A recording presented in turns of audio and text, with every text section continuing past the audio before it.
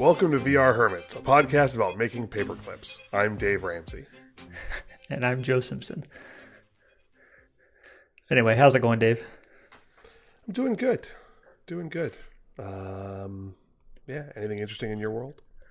Yeah, I think this is going to be the unproductive episode of VR Hermits. I don't think either of us got a lot done this week from just talking before the show. Well, I think it sounded like we got a lot done. We just didn't accomplish much. So it's the total lack of accomplishment podcast. Yeah. I spent a lot of time learning about AI, but typical Joe going down the rabbit hole, I spent too many hours watching an MIT course on artificial intelligence and not enough time in front of Unity. So, yeah. But did you learn anything neat? Neat, yes. Useful, absolutely not.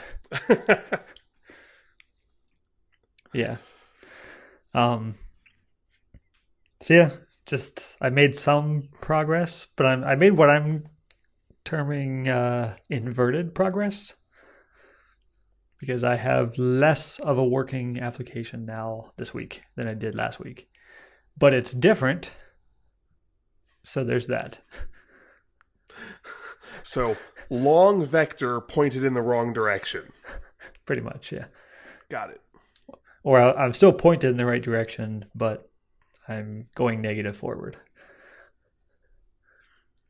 Well, I did have an opportunity to stop by your place this week and see what I'm calling your Vpartment. Nice. And looks pretty good. I like the place. Yeah? Yeah.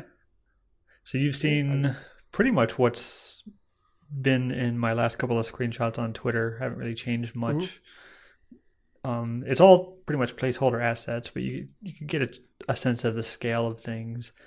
And I think you commented that some of the scaling of individual assets was still a bit off. Like the stove and the counter were still too high because they felt normal to you.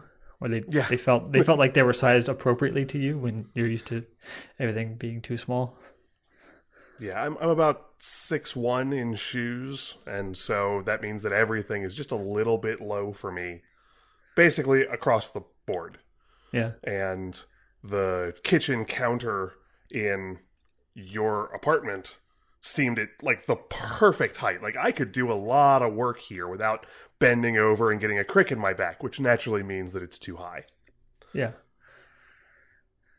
Do we know anybody who's like 4.5 feet tall? My mom's close. She's 4'11". I don't know anybody that much shorter though. So without external input, like, okay, on the Vive, there's the external lighthouses that would notice if somebody was only 4 feet tall playing the thing and put them at the right height. So that the height should be natural off of the ground. It should feel very immersive. What happens with that in something like Daydream? I haven't looked into it too much, but what I've seen so far from Google's stuff is just to use 1.7 Unity units as the average, and that's good enough. Okay. So it puts a head in approximately the head place and calls that good. Like most humans have a head within a head distance of here. If you can imagine like a little totem pole of 3 heads. We're in there somewhere, I think. 1.7 heads. Okay. 1.7 heads. No, 1.7 Unity units is where you put the main camera. Yes, but the mnemonic is going to work much better as 1.7 heads. Because I've got a very, very vivid mental picture now of like one head and then a sliced off one just kind of sitting on top of it. And I'm now going to remember how high that is. Mm-hmm. Now, it would be really easy to move that camera around and just have a setting buried in the app somewhere of just put in your height in feet or meters, and we can reset the camera height and just have that saved with the app. I'm not sure. I haven't seen anybody do that, but I haven't really looked for that either. Yeah, it's on my list of things to look into, but it's way down in the someday maybe section of the project. Sure. But yeah, pretty much everything you saw was low poly stuff from the asset store. I made the walls and the floors in Maya, and they're just big cubes stretched out in various ways. Nothing special about them, but they're exactly the size that I want after a week and a half of slowly shrinking the apartment down. And then placeholder materials on that. Everything is flat right now. There's going to be some slightly better textures. I had kind of a shiny, glossy tile for the bathroom is what I want, and more of a hard ceramic tile for the kitchen area, and then possibly a hardwood floor texture for the rest of the place. Although maybe carpet, but I don't think I like the idea of carpet. I don't like carpet in reality, so I don't really like carpet in VR either. But the rug in your living room has a very, very, very, very thick pile stuff. Yeah. Yeah, You that's have a just pretty serious rug. well, it's there to cover up the low quality carpet in my apartment. Ah. But the last three places I've lived have all had like 100-year-old hardwood floors, and they were glorious. They're very loud, but really comfortable and easy to keep clean. Whereas an apartment with carpet is a chore because it constantly needs vacuumed. Yeah, hardwood floor makes it a lot easier to scoop up the dog hair as well. Mm-hmm. Get those little tumbleweeds rolling across the floor, and Yeah, that's when you know there's too much dog hair floating around. yeah. So yeah, I mean, neither you nor I have a particular drive towards or interest in photorealism for our Yeah. areas, and so with that caveat in mind, I think the apartment looks great. Yeah, sweet. So I've had it, those were all the placeholder assets, and I'm still on the fence of whether or not I want to use anything from the asset store in the project. I see the pros and cons, and honestly, I'm new enough at this, and this project is simple enough that I could probably get away with it. I just don't have a lot of faith in my ability to make good assets at this point, even low poly stuff. So I need to spend more time doing it. I don't think I opened Maya at all last week. One thing I need to do, or at least think about doing, is getting a replacement VR machine for the Razer I got rid of. Not necessarily for a workstation to work on and develop on, but just something that can run VR so I could dive back into some of the VR 3D model creation tools like Google Blocks and see if I can pick that stuff up a little bit easier than these enormous Pro Tools with years of feature updates. So that's on my think about real hard list. That may be happening soon. I'm not sure yet. As another interesting option, I still have sitting in the corner over here a new in-box Apple VR developer kit external GPU. Do you? I do. I didn't return mine in time, so I missed the return window. But I haven't cracked it open or worked with it. So if you give it a little while longer for some of that stuff to get better Mac support, you may just be able to relatively inexpensively skip the Windows side entirely. Yeah, that's worth looking into. We'll have to talk about that after the show because I hadn't thought of that. I did some poking around last week, and it's kludgy, but there are people getting external GPUs working with Boot Camp Windows. And it takes a lot of work, and I'd probably have to have one of my IT friends come over to do some of that stuff. Because last time I tried, I wiped a partition. Don't really want to go back down that road.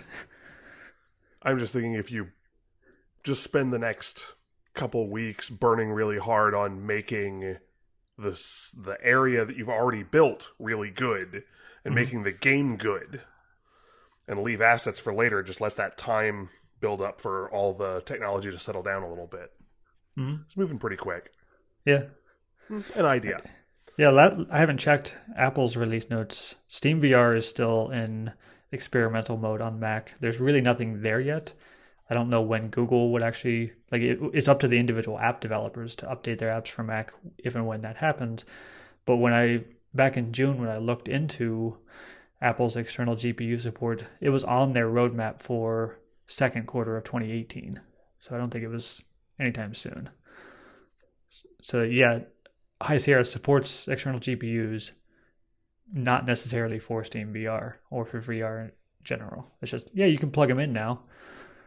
Right. Thanks. So yeah, I'm real fuzzy on all that. I haven't spent a lot of time looking into it recently. But I know some good IT people in the neighborhood that can help me with it. And they also have other things they can contribute to the project. So there's make stuff in Maya, use stuff in the asset store, make stuff in Blocks or some of the other applications in VR. And then the other option would be commission some artwork. And I had previously not even considered this as an option because I'm a small standalone person without a ton of money for this project.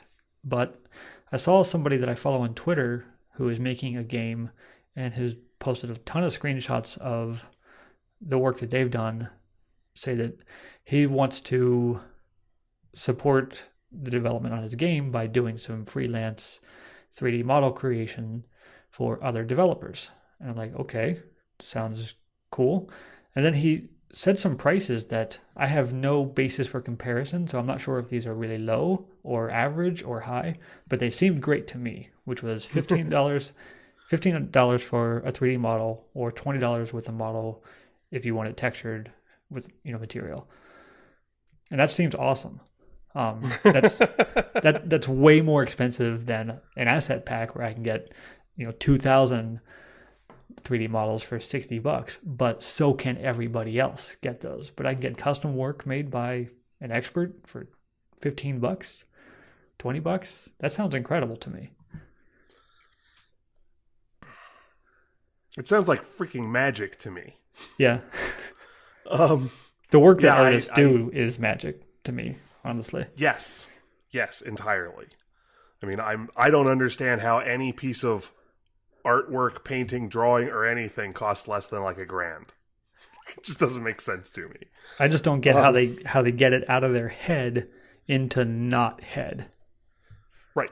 Like I have plenty of stuff in my head. I just can't make my hands do anything useful with that stuff. Well, and that's one thing, but doing it fast enough to be able to sell it at that kind of price. Mm-hmm. I mean, I can't imagine being able to make a good-looking coffee mug fast enough to be able to sell it for less than $100. Yeah. I'm just trying to think of what could I do in FileMaker for $20? I mean, log in and move a field 2 pixels up. Yeah, I guess.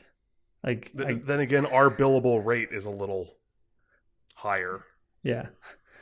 I periodically would receive a support request from a customer that was so simple. They're like, okay, go ahead and bill me. I'm like, I'm not going to bother. It literally took me 30 seconds, and it will cost me more to process this invoice than I will get from having you pay the invoice. Yeah, exactly. So never mind. Those are goodwill features. Don't worry about it. It's a good term for it.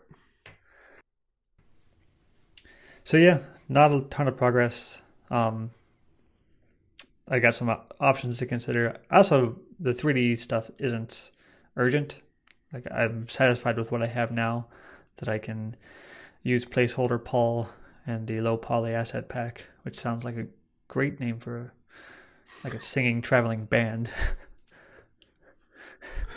Placeholder Paul and the low polys.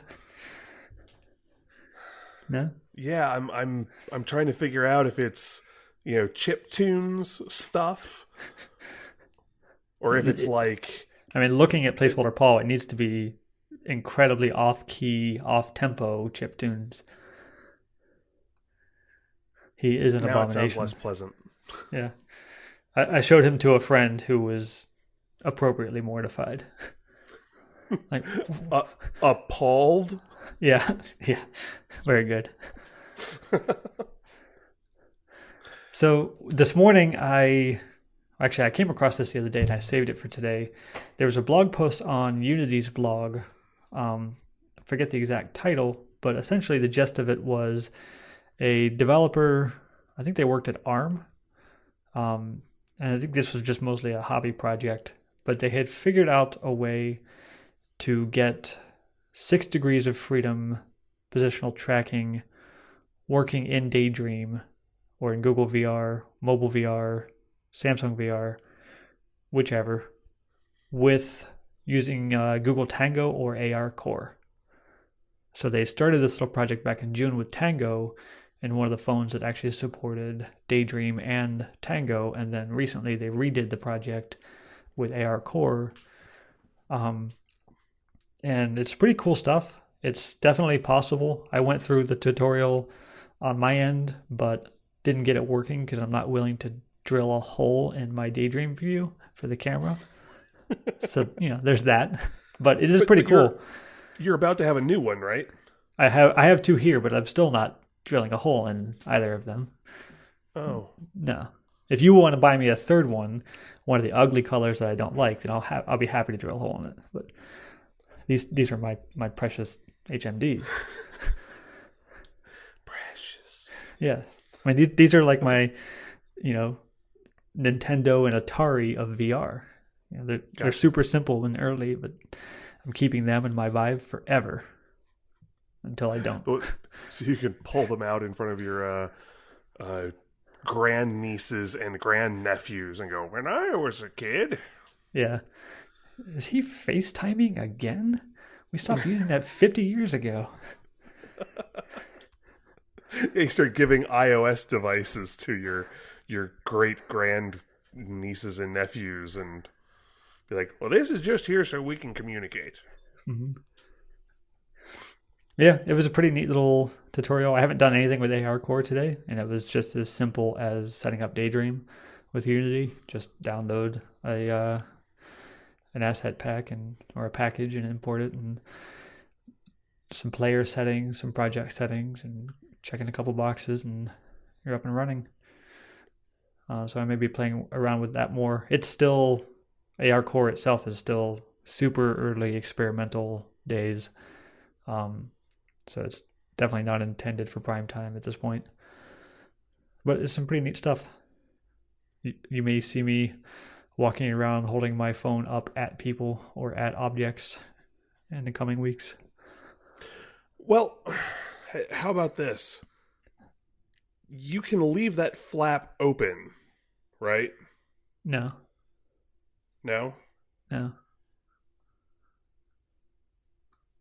You need it for light isolation, right? And to hold the phone in.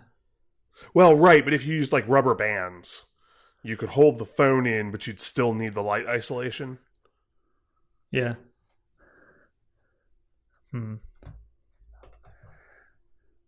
wondering if there's a way you can attach it enough without drilling a hole. Yeah, I mean, other people are using cardboard and stuff like that. I just don't have one handy. Gotcha. But it's a fun little experiment and it's noteworthy, but it's not anything I could ship with. Definitely not. So, this is, I apologize for the not pre-discussed topic. You're much more up on everything that's available as far as VR hardware and systems and stuff like that than I am. Apparently, my niece has just popped up saying that she really wants some way to do VR stuff for Christmas. Okay. And their entire family is Apple and iOS based. Okay.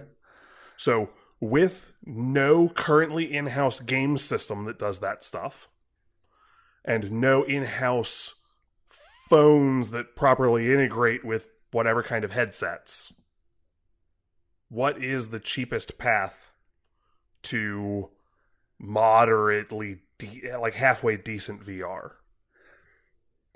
Currently, with what's on the market, it would be buying a Samsung phone or a Daydream supported phone and one of those headsets. If Oculus gets their new Oculus Go out by Christmas, then that would be the way to go. It's $200 as opposed to the cost of the phone, which could be $500 or $600 even for a used one. I really, really hope they get that out by Christmas because that'll be incredible. We can talk more about that, but it's a new 3 Degree of Freedom mobile VR standalone headset. It runs Samsung Gear VR apps, and I'm assuming you'll be able to just target it specifically at some point. I'm not sure if it's still, I'm assuming it's running some flavor of Android under the hood, but I think it's entirely skinned just for Oculus software, Oculus games, which is just an awesome design constraint. Like, how do you make an entire OS, the entire user experience that can only ever be in VR? Like in Daydream, it's pretty common for an app to pop you out of VR to enter a password or something like that. You can't do that with a device like Oculus Go. So just some really fascinating design challenges around that stuff. So yeah, I don't know. I've got the page up. No, it's not going to be by Christmas. Arriving early 2018. Okay. So I was leaning towards a punt for next year kind of thing. There was also, I remember some conversations early in VR where everybody said they didn't know what would happen if you exposed a young child with still developing eyes to VR for multiple hours a day. Yeah. So Daydream is saying 13 and older only. I've seen, as far as I know, everybody's still saying no kids.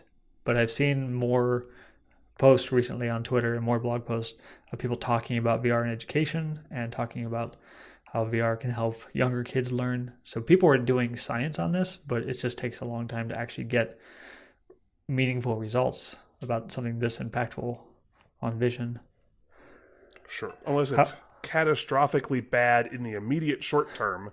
You have to wait a couple of years to see how bad their vision turns out. Yeah. Yeah.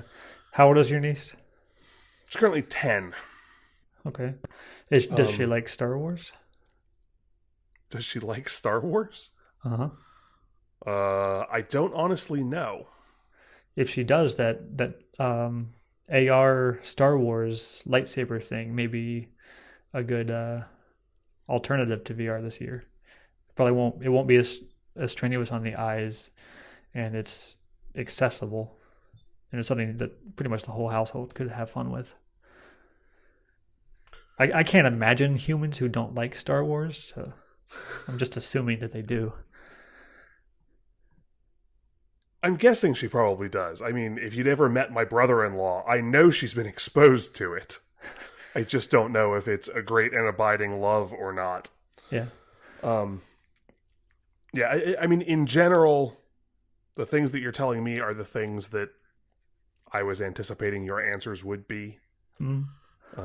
The 13 and older is an interesting line. And honestly, my sister would probably be perfectly happy to just go, yeah, you're not old enough. Yeah. You can pop in from time to time every once in a while, but you're just not old enough for having VR equipment in the house. Yeah, unfortunately. For now. For now, today. So yeah, this AR, I'm not sorry, looking at the wrong line, but this Oculus Go and this class of devices has me really excited. Obviously, it's still a limited device in terms of rendering and 3 degrees of freedom, but it's an all-in-one package of here is your handful of VR. You don't have to configure your phone. You don't have to free up enough storage. You don't have to have a beefy PC. You don't have to run Windows. You don't have to have a Steam account. You do have to have an Oculus account, and everything is going to be an Oculus. But it's just a really cool thing. So far, I haven't owned any Oculus devices. At one point, I ordered one and canceled it. I may pick one of these up, but this honestly may be something that I don't know if I pick it up for development or just pick it up to play with it and kind of spread the message of VR and like start giving these to people. Because it's $200. You can get a lot of people hooked on VR. I'm really hoping Google follows up with one of these, although I think they're going to skip the 3DOF version and go straight for their WorldSense standalone headset. That's something else that Oculus announced last week was it's a project, I think project's codename Santa Cruz, and it is a higher end mobile VR headset with inside out tracking and 6 degrees of freedom. So that one is further down the pipeline. I think they're looking to have dev kits ready for that early next year, but that's going to take a lot longer for product development and really to get that working. Frankly, I had hoped that Google would be out with their WorldSense headset by the end of the year, but I haven't heard a peep about that in quite a while, so that doesn't sound good.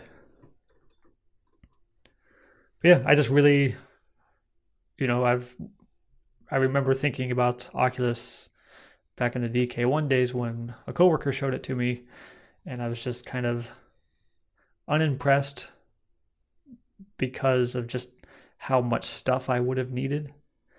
Right. And even having the Vive is awesome, and the current version of the Oculus is awesome, but it's still just, I need a room of my house, I need all this equipment, I need all these wires everywhere. It's still a lot to take in. I was considering taking it to a family gathering. It's a lot of stuff to haul. Yeah. Where if you had, 2 or 3 Oculus Go's you could take with you, you'd still be the star of the show. Oh, yeah.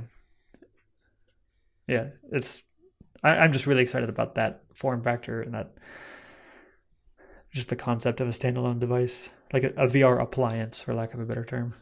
Mm-hmm. I really like the concept. It would probably make for a much better gift for my niece in a couple of years. Mm-hmm. Personally, I would be much more excited about a 6 degrees of freedom, but we've talked about that. That's just my own personal preference. Yeah, they're going to get there. Yeah. I mean, Oculus is already working on it. It's just probably at least a year out, I would guess. And these things, one thing I learned from listening to all those VR podcasts is these things have a way of taking much longer than we think. That's standard engineering. Yeah. What was the thing? Everybody overestimates how much they can accomplish in a year and underestimates how much they can accomplish in 10. Yeah. I can't remember whose statement that was. Yeah, I've heard that. So while we're talking about HMDs, I got my new Daydream View on Friday and been playing around with it. And so far it is mostly positive. The top head strap is awesome. It really does distribute the weight more evenly. It's about kind of where the Vive was without the deluxe audio strap. So it's fairly comfortable. I would still prefer the immaculate experience of the deluxe audio strap, but that's not an option right now. The heatsink works, but not nearly the way that they want you. I guess it's a technicality. I even saw the head of VR at Google tweeting on Friday that the new heatsink keeps the phone cooler than it would be outside of VR. And like that, okay. When my phone's not in VR, it's not hot, and when it's in VR, it is hot, even with this new heatsink. And I did get to stay in VR quite a bit longer the first session. I just put it on to, how long can I keep this on? And I think I made it about an hour and 15 minutes instead of 45 minutes. but that last 10 minutes was like pretty awful rendering. Like I can just see it deteriorating pretty rapidly. That may be possibly the way I was using it too. I was bouncing around from a lot of different apps. So opening and closing an app in VR has, pretty big impact. Just adding a ton of assets to RAM, stuff like that. But, so the heatsink doesn't work quite as advertised, but it's, again, they're being so ambiguous about that I can't really say that they're lying. My big complaint with it is the Fresnel lenses work absolutely beautifully in games and anything with rendered 3D content, and absolutely atrociously with UI and with video.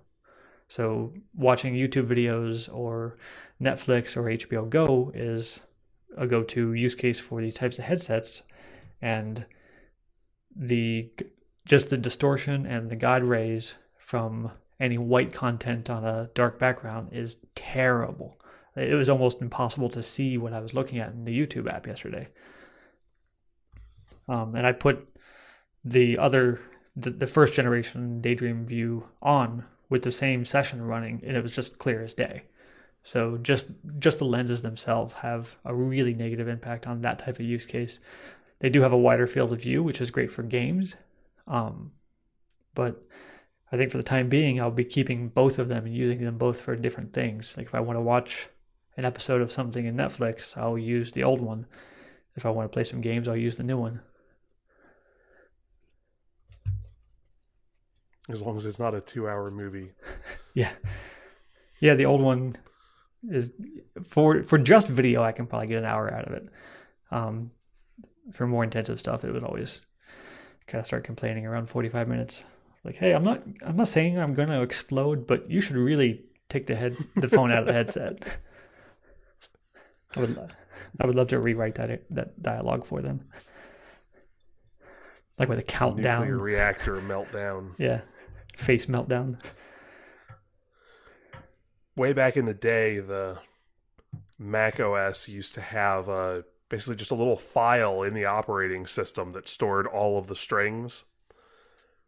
And so you could go through and just manually replace all of the error messages. And it was kind of awesome. Yeah. Particularly since the operating system pretty much had to be on the floppy disk with whatever you wanted to run.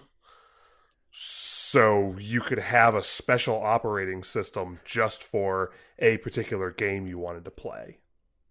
So like get you in the zone or whatever. I don't know, it was fun. Yeah. Yeah, there was some of that, and I think it was in FileMaker 11. You could rewrite the local error message text somewhere in the folder, and we just used to add some pretty funny stuff to coworkers at a previous job. Back when we had coworkers. Yeah, long time ago. So yeah, that's pretty much my thoughts on the new Daydream. It's more comfortable, a little bit better with heat. Lenses are both better and worse. Field of view is much improved, but the Fresnel lenses are pretty harsh. And I would say it's been a while since I've watched video in the Vive, but it wasn't bad. This is just a negative experience. Like, it's not worth watching. The screen is too fuzzy. It's just, yeah. I'm not sure if app developers need to do something to support these specific lenses. If they do, then I would have expected Google to have done that already with YouTube, but it just looks terrible. So hopefully they do something about that. So that brings us to the most important topic of the week. Paperclips. So here's the giant screaming spoiler warning. This game about making paperclips has spoilers. Yes. So we're going to be talking about all sorts of fun stuff with this game. But if you haven't played it, pause now. Yeah. Go play it. Come back to this. Yeah, there'll be a link in the show notes if you want to check it out. If you're here for just the VR, then this is where you want to get off today, because this couldn't be any less VR if it tried. In order to be less VR than this, it would have to be printed out on paper. Yeah, which, yeah, maybe later. Don't start. Anyway, so I found this game a couple weeks ago on Twitter. Somebody that I follow had mentioned it, and I clicked on it, and then lost an entire afternoon and evening of my life of it, and then the next morning, a good part of that as well. You had a similar experience, and essentially this game is you play as an AI who is an expert system AI who has been tasked with a single task of producing paperclips. So taking some wire off some kind of spindle, I assume, and then cutting them into paperclips, or clipping them, as they say.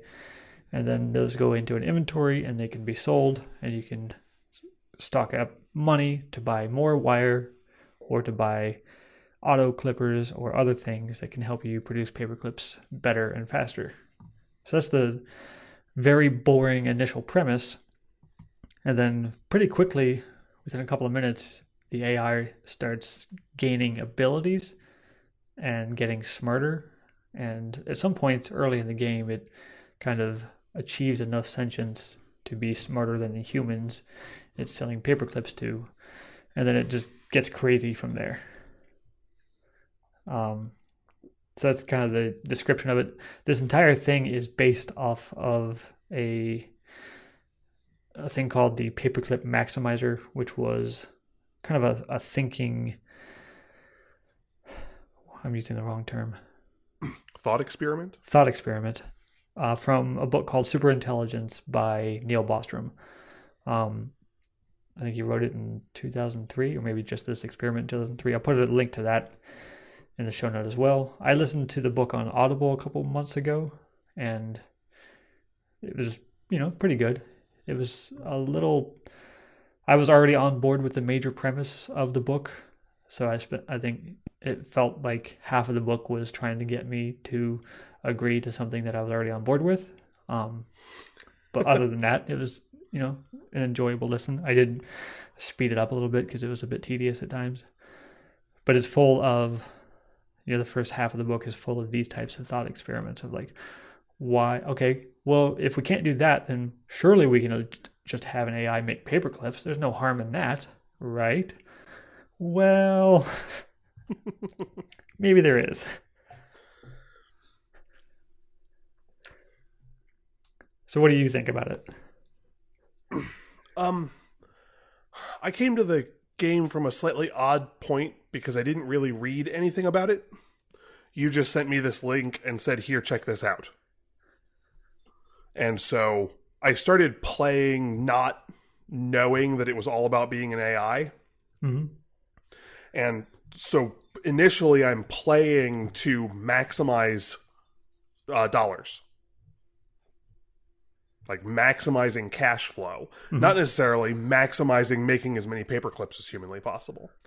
There are a lot of things in the game that, unlocking additional abilities and things like this are very often tied to the quantity of total paperclips you have produced, not the amount of cash in the bank or how efficiently you've done that, but just the sheer quantity of paperclips that have been made. To a certain degree, selling paperclips is almost secondary. Yeah. Because all you want to do is just make them more efficiently. Which is cool. I just didn't really realize that when I started playing the game. Then once I realized it was about the AI and just really about making the clips, it was getting pretty far into the first section of the game. And I'm making massive numbers of paperclips, and I eventually get to the point where I'm selling like $250,000 worth of paperclips a second. And this kind of rubbed me the wrong way, because no matter how good the AI is, or how badly limited the AI is, so that it just starts running amok, at some point, somebody's going to notice that we're filling warehouses with paperclips and shut the thing down, or it's going to be limited by the fact that we can't sell $250,000 worth of paperclips a second. Well, This was really bothering me. Well, I think I think that the developer tried to deal with that contradiction by some of the kind of snarky comments of like, basically at that point the AI was brainwashing humans into buying paperclips. Mm-hmm. Like it was no longer advertising; it was manipulation at that point. Yeah. The realization that I had that made it all work for me again was recognizing that some of our biggest issues with AIs so far has not been from a single AI. It's been from multiple ones interacting and not realizing what's going on. There was a big stock market crash a number of years ago when a couple of trading expert systems started generating a feedback loop off of each other. And so the market lost a huge amount of value very quickly because it just started this big cascading sell-off of stock all over the place. And they had to make some adjustments on, quite how quickly those systems are allowed to act and things of that nature. But, so all I had to do then was just posit a fictitious paperclip buying AI whose entire job it is to buy paperclips as efficiently as humanly possible. And these two AIs don't actually know anything about each other. And so those two, in a constant cycle, could drain the money out of a company the size of Microsoft very, very quickly just by buying 800 billion paperclips. So suddenly I'm all okay with it again. It all works for me. Yeah. So that's all fine. For me, because this is a game with a lot of clicking and then waiting, for me it was fun to just imagine like certain parts of like, okay, I see this much money per second or per hour being made and spent. And at some point I'm like, okay, so we're now at the point where the AI is actually turning iPhones into paperclips.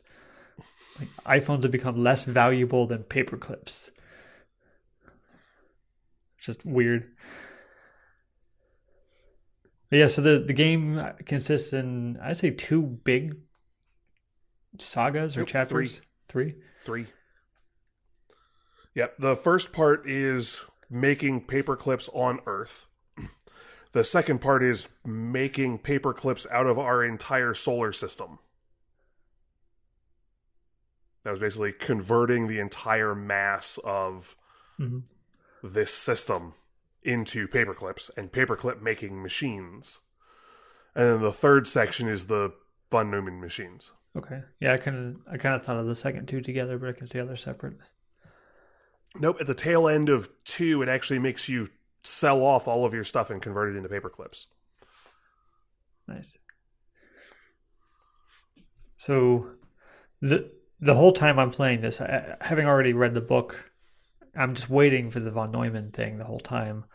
And that touches on another series of books. I don't know. I'm not sure how much we've talked about it on the show, but the Bobiverse. There are 3 books by Dennis E. Taylor. Came out end of last year, and there's been 2 released this year. Just a lot of fun. Just fun, dorky sci-fi about, without giving too much away, it's about an AI and a von Neumann probe. And then you got to figure out the rest when you read the book. So this stuff was already on my mind from an entertainment standpoint. One thing I wasn't quite sure of, the game did time me playing it. I think it was like 7 hours and 54 minutes or 52 minutes was my first run of the game. It wasn't clear to me if that was actual time in the game universe. Because if everything happened that quickly, that just seems totally impossible. Yeah, let's say no, because there just isn't a decent way to get to the next star system that quickly. Yeah. I mean, they didn't, there was nothing in the text that posited the existence of even warp drives, much less teleportation drives. So yeah, it's going to be quite a bit longer. There's also a couple of spots where the game plays funny with time. Like it starts giving you a countdown timer for what was it? Was it in the second part? Or was it something in the It's when it's generating more of something. The spare probe assets will make more computational stuff. Oh yeah. And it will tell you how long it takes to make the next chunk of computational resources. Yeah, you're right. Okay, I remember. It's a minute and a half. And then as you use fewer and fewer probes, that time gets longer. I noticed that particular section had a tendency to have a really loose definition of a second. Like if I gave it few enough probes, it would say this is going to be 9 minutes. And in a minute and a half, it would say 8 minutes and 30 seconds. And you can either make the seconds longer, or you can make me take more of them, but you can't really do both. Yeah. Anyway, small buggish sort of thing. And honestly, I don't know how much of that might have been impacted by the fact that I was running it on my phone. See, Joe didn't tell me what he was sending me. So I get the link on my phone, and I'm like, hey, I'll just check this out. So I start pressing buttons on my phone, and by the time I realize that this is going to take me a really long time to play, I've been staring at my phone for an hour and a half, and I don't want to give up my progress. So I spent the next 8.5 hours staring at my phone, playing until the battery gets all the way down, and then plugging in and playing while the battery goes back up, and then unplugging and playing while the battery... 2.5, 3 full charges. Nice. Through my phone. And in general, that would have worked just fine, except for the fact that tapping quickly enough on the browser on the phone will act like a double tap, which does a zoom in or a zoom out. And so in certain situations, you want to be able to hit a button very, very quickly. And that did not work exceptionally well on the phone. Yeah, that's really handy with a mouse. There's these quantum computers that they kind of phase in and out of activity mode. You have to click really fast to get a bunch of extra, whatever they're called, points during that phase, so you can unlock additional achievements. Yeah. So don't try and play this on your phone, because you'll have a better experience someplace else. Yeah, definitely. So far I've only done one game at a time, but it uses your local browser cache, so you can't really have multiple versions running in the same browser. But I do have 4 browsers installed. So maybe this weekend, someday. Race yourself. Yeah. Actually, it's the Paperclips browser performance test. Yeah. The most inefficient. It turns out that Chrome is best at making paperclips. Who knew? Yeah. Go ahead. So yeah, it was just a really fun little diversion. I've sent a link to a lot of people. I don't usually evangelize games quite like that, but I had to make sure as many people as possible heard about this game.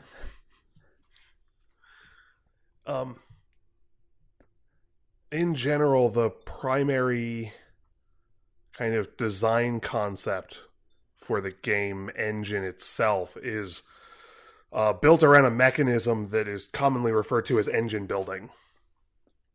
It's trying to build an economic engine to produce X, Y, or Z, and do that as efficiently or with as much output as possible. And I've known for a while that I really like those games.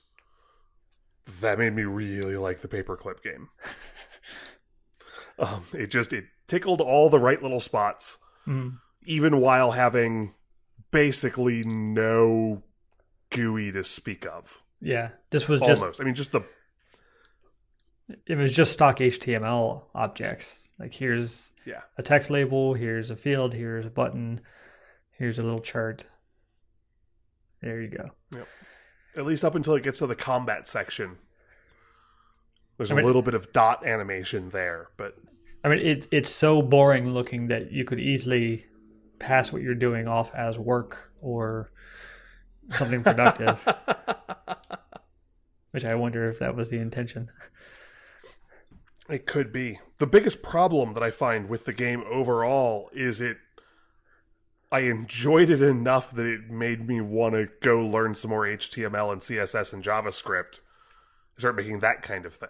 Well, the thing is, Like, now I'm thinking on the work side, like I bet I could build a version of this in Excel.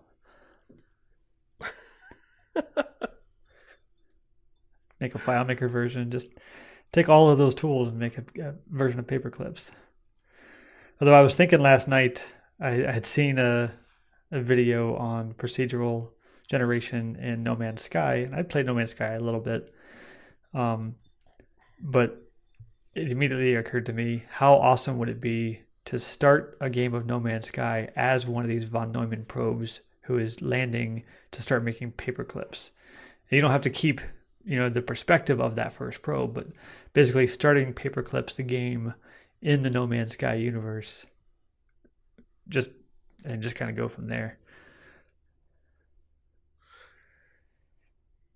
Have you seen Factorum? No, I've heard of it. Factorum or Factorial? Is it Factorio? Yeah. Factorio.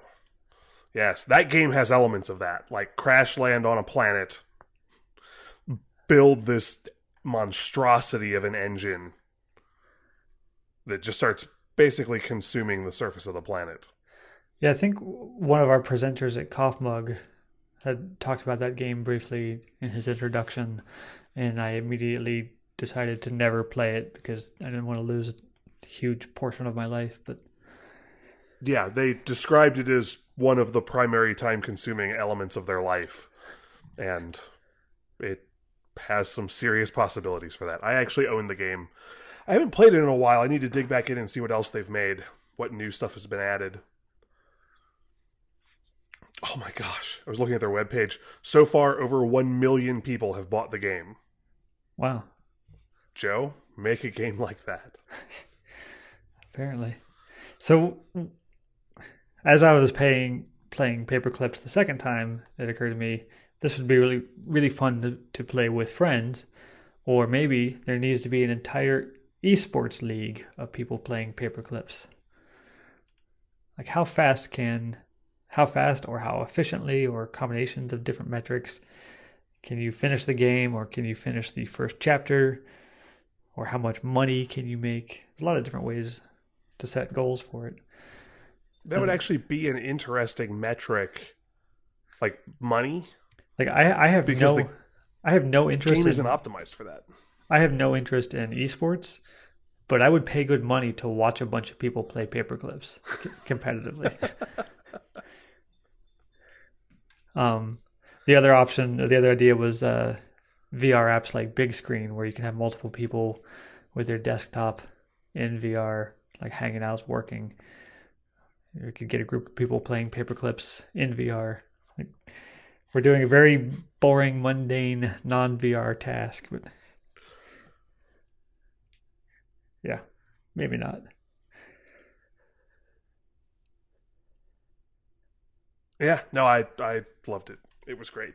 Yeah, it made me want to go back and play all of my old engine building games, all the way back to a game that we used to play on the Atari 800 that came out of the Antic Atari programming magazine that was a stock trading game that me and a buddy of mine got really, really good at, and just figured out all the innards to the engine and just started making millions and millions and millions of dollars until we rolled over the integer limit. Nice. and it rolled over. We're like, okay, apparently that's the end of the game. Yeah. Let's stop there.